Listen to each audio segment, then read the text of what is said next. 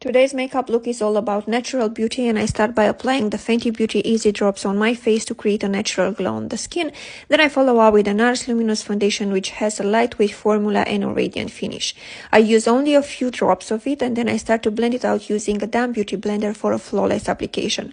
The concealer that I choose for this look is Huda Beauty Full Filter Concealer, which is one of my favorites because it covers up any imperfections and gives a luminous finish to the skin. Next, I use the creamy bronzer to add some warmth and definition to my face. I don't apply it directly on the skin because I find it easier to take some product with a brush and then build up the intensity gradually until I achieve the look that I want.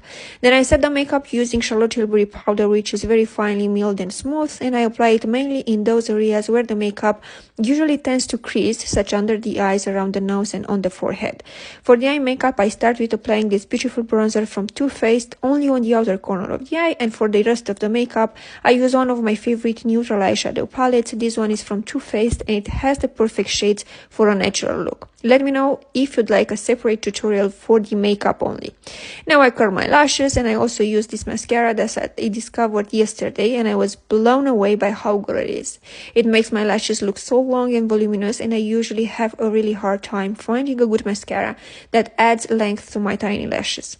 For the lips, I use Huda Beauty lip liner, which is very creamy and long lasting. I smudge it a little bit at the end to create a softer look, and then I go with a lip gloss on top of it.